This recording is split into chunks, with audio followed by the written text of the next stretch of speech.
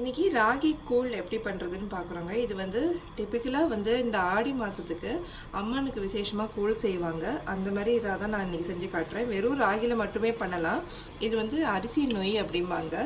இங்கே பார்த்தீங்கன்னா இப்போ என்கிட்ட வந்து அரிசி நொய் இல்லாதனால ஜஸ்ட்டு நான் அரிசியை வந்து மிக்சியில் எப்படி நல்ல அரிசி ரவைம்பாங்கள அந்த மாதிரி நான் பிடிச்சி எடுத்திருக்கேன். நான் ஒரே ஒரு சுத்து மாதிரி இந்த மாதிரி எடுத்துக்கோங்க. இது வந்து இப்போ அளவு என்னன்னு பார்த்தீங்கன்னா அரிசி நோய் அந்த மாதிரி 1/4 டம்ளர் எடுத்திருக்கேன். ராகி மாவு இங்கே வந்து 1 டம்ளர் எடுத்திருக்கேன். இப்போ இந்த 1 டம்ளர் மாவில் 2 டம்ளர் தண்ணி ஊற்றி நல்லா நான் கட்டி இல்லாமல் நல்லா கரைச்சி எடுத்துக்கலாம் தனியாக. இங்கே வந்து அடுப்பில் 2 டம்ளர் தண்ணி கொதிக்க வச்சுக்கிட்டு இப்போ இங்கே தண்ணி கொதிக்குது. லேசாக கொதிக்க ஆரம்பிச்சோடனே முதல்ல இந்த அரிசி நொய்யை போட்டுக்கலாம். ஏன்னா அரிசி வேகிறதுக்கு நேரம் ஆகும். அதனால் முதல்ல கொஞ்சம் நேரம் இதை போட்டு 3/4 பதம் வேகிற வரைக்கும் அரிசி வந்து நம்ம நல்லா இதில் போட்டு வேக வச்சு எடுத்துக்கலாம். அதுக்கு முன்னாடி ஒரு சின்ன சிந்தனை இன்றைக்கி உங்களோட ஷேர் பண்ணணும். இந்த ஆடி மாத விஷயத்துலேருந்து இன்றைய சிந்தனை அப்படிங்கிற தலைப்பில் ஒவ்வொரு வீடியோலையும் நான் எதையாவது சொல்கிறேங்க உங்களோட ஷேர் பண்ணுவோன்னு. இதுதான் ஃபஸ்ட்டு வீடியோ. நான் அந்த மாதிரி இன்றைய சிந்தனைங்கிற தலைப்பில் நான் வந்து இந்த வீடியோலேருந்து ஸ்டார்ட் பண்ண போகிறேன். வாங்க என்னோட சேர்ந்து இதை பற்றி யோசிப்போம். இப்போ அம்மா அப்பா வந்து எல்லாருக்குமே அம்மா அப்பா மேலே ரொம்ப பாசம் அதிகமாக இருக்கும். அது வந்து பையனோ பொண்ணோ அவங்க அம்மா அப்பானா ரொம்ப பாசமாக அதிகமாக இருக்கும்.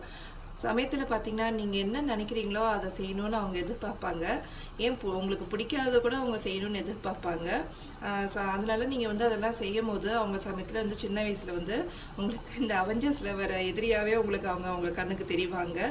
ஆனால் இதெல்லாம் மீறி தடுமாறி நீங்கள் வந்து படித்து நாளைக்கு நல்லா வரும்போது அதெல்லாம் நீங்கள் உணர்ந்து ஒரு நம்பிக்கை உங்களுக்கு வரும். அம்மா அப்பா சொன்னது நல்லதுக்கு தான் அப்படின்னு. அதுக்கு நீங்கள் பதிலுக்கு என்ன பண்ணலாம் அப்படின்னா, நீங்கள் அப்பப்போ நல்லது உங்கள் சந்தோஷம் எல்லாமே நீங்கள் வந்து அம்மா அப்பாவோட ஷேர் பண்ணுங்கள். உதாரணத்துக்கு நீங்கள் எங்கே வெளில போயிட்டு வரீங்க, எப்போ வருவீங்க அப்படிங்கிறத சொல்லலாம் அவங்கக்கிட்ட. அதேமாதிரி அடிக்கடி அவங்கக்கிட்ட வந்து ஐ லவ் யூன்னு சொல்கிறது, இல்லாட்டி அவங்கள சின்னதாக ஒரு ஹக் பண்ணுறது, இதெல்லாம் வந்து அவங்களுக்கு ஒரு சந்தோஷத்தை கொடுக்கும். ஏன்னா நீங்கள் பார்த்தீங்கன்னா கடைசியில் அம்மா அப்பாவுக்கு வந்து பிள்ளைங்க தான் உலகமே. ஃப்ரெண்ட்ஸ், இப்போ இங்கே பார்த்தீங்கன்னா ஒரு 10 நிமிஷம் நான் வந்து அந்த அரிசியை வந்து நல்லா போட்டுட்டு வேக வச்சுட்ருக்கேன். இப்போ இந்த பதத்தில் வந்து இப்போ பாருங்கள் ஃபுல்லாக வேகலை இது. இந்த டைமில் நம்ம வந்து அந்த தண்ணியில் கரைச்சி வச்சுருக்க ராகி மாவு இதையும் நம்ம கலந்துக்கலாம். ஏன்னா ராகியும் நல்லா போட்டு நல்லா வேகணும். அதனால் இப்போ இது நீங்கள் பார்த்தீங்கன்னா இது நைட்டு நான் இங்கே பண்ணிகிட்ருக்கேன். இந்த மாதிரி செஞ்சுட்டு நான் அடுத்த ஸ்டெப் என்ன பண்ணுறேன்னு பாருங்கள். ஏன்னா இது நைட்டு செஞ்சுட்டு காலையில் இதை சாப்பிட்டோன்னா அது நல்லா இந்த ஃபர்மெண்டேஷன் ஊறிட்டு ரொம்ப நல்லா இருக்குங்க. இது வந்து நல்ல மண்பானையில் செஞ்சிங்கன்னா இன்னும் கொஞ்சம் வந்து கிராமிய இதோட பாரம்பரியமான ஒரு ராகி கூழ் உங்களுக்கு கிடைக்கும். ஆனால் இப்போ என்கிட்ட இந்த மண் பாத்திரம் இல்லை. இருந்ததுன்னா ரொம்ப சூப்பராக இருந்திருக்குங்க இந்த வீடியோ பார்க்கறதுக்கு. இப்போ இங்கே வந்து நான் வாங்கலை. மண்பலை செஞ்சேன்னா பொதுவாக நம்ம சாமிக்கு படைக்கிறதும் வந்து இந்த கோயிலெல்லாம் வேண்டிகிட்டு பண்ணுறவங்களாம் வந்து கறி அடுப்பு வச்சு விறகடுப்பில். இப்போ நான் வந்து மாடர்ன் இதில் பண்ணுறவன் இதில் செஞ்சு காட்டுறேன். ஃப்ரெண்ட்ஸ், இப்போ பாருங்கள் நான் போட்டோன்னே நல்லா கெட்டி ஆகுது. அதனால் இப்போ தண்ணி பத்தலை. நம்ம இந்த ஸ்டேஜ்லேயே கொஞ்சம் தண்ணி நம்ம போட்டுக்கலாம். நான் வந்து இதில் வந்து நல்ல ஒரு மேலும் ஒரு 1.5 கப் அளவுக்கு தண்ணி ஊற்ற போகிறேன். அதுமாதிரி இப்போ நான் காமிக்கிறது வந்து ராகி கூழ் வந்து வயசு தடையே இல்லைங்க. குழந்தையிலேருந்து வயசானவங்க வரைக்கும் இது வந்து தைரியமாக சாப்பிட்லாம். இது வந்து நான் கடைசியாக மோர் போட்டு நான் வந்து கலக்க போகிறேன். குழந்தைங்களுக்கு மட்டும் மோர் போட்டு கொடுக்காதீங்க. அது 6 மாதத்துக்கு அப்புறம் நீங்கள் அந்த மாதிரி கொடுக்கலாம். கை குழந்தையாக இருந்தால் மோர் போட்டு கொடுக்க தேவையில்லை. இது வந்து அது மாதிரி எந்த வயசு தடையே இல்லை. எந்த வயதினரும் இதை வந்து உட்கொள்ளலாம் இந்த ராகி கேழ்வரகு. ஃப்ரெண்ட்ஸ், இப்போ பார்த்தீங்கன்னா நல்லா வந்து பாருங்கள் நல்ல ஒரு கிளாஸ் மாதிரி உங்களுக்கு இந்த வீடியோவில் தெரியுதான்னு தெரியல. பாருங்கள் நல்ல ஒரு ஷைனிங் மாதிரி கொடுத்துருக்கு. இந்த மாதிரி இது மாதிரி வந்ததுன்னா நல்லா ராகி வெந்துச்சுன்னு அர்த்தம். இப்போ வந்து ரெடியாக இருக்குது. இப்போ என்ன பண்ணுறேன், இதை நான் வந்து நைட்டு வச்சுக்க போகிறேங்க. அதனால் இதோட தேவையான அளவு உப்பு வந்து கொஞ்சமாக தண்ணியில் கரைச்சி இதில் சேர்த்துக்கிறேன். இதே இது வந்து இனிப்பில் பண்ணலாங்க. இனிப்பில் பண்ணிங்கன்னா உப்பு சேர்க்க வேண்டாம். இறக்குனதுக்கப்புறம் இதில் வந்து பனவெல்லம் இல்லாட்டி நாட்டு சர்க்கரை உங்களுக்கு எது தேவையோ, சர்க்கரை மட்டும் வேண்டாங்க. வந்து இது ரெண்டில் ஏதாவது ஒன்று போட்டு அதோட கொஞ்சமாக காய்ச்சின பாலை வந்து ஊற்றி இந்த மாதிரி இனிப்பாக நீங்கள் குடிக்கலாம்.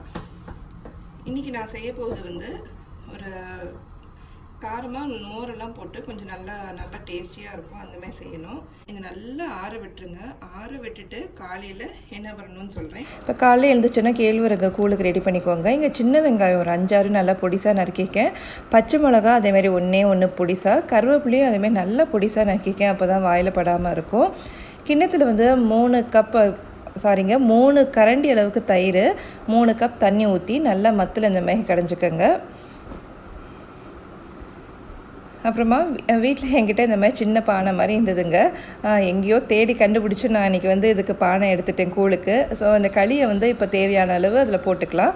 முதல்ல இப்போ 4 பேருக்கு இது சரியாக இருக்குங்க. 4 பேருக்கு 1 கப் அளவுங்களுக்கு சரியாக இருக்கும்.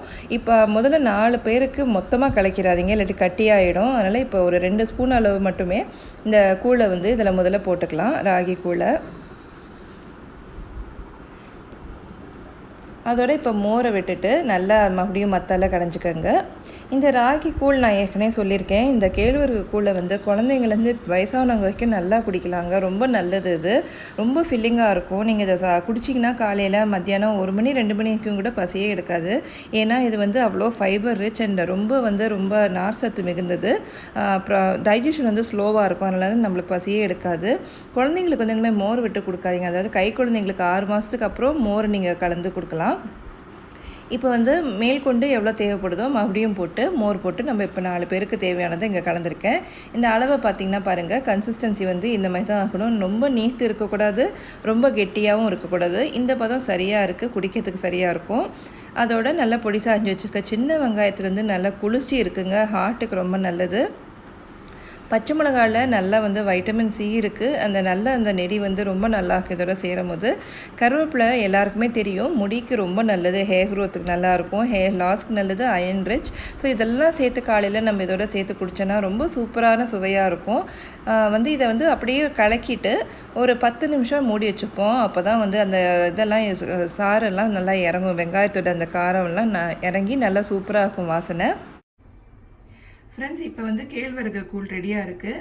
ஆடி மாத கேழ்வரகு கூழ் நீங்களும் செஞ்சு பாருங்கள். ரொம்ப சுவையாக ரொம்ப நல்லாயிருக்கும், உடம்புக்கு ரொம்ப ஆரோக்கியம். இது பிடிச்சதுன்னா மறக்காமல் நம்ம சுமதிஸ் கிச்சனை சப்ஸ்கிரைப் பண்ணி வச்சுக்கோங்க. எங்கள் வீட்டு கைமணம் உங்கள் வீட்டில் வணக்கட்டும். நன்றி, வணக்கம். தேங்க்ஸ் ஃபார் வாட்சிங். Like, comment and subscribe for more weekly videos.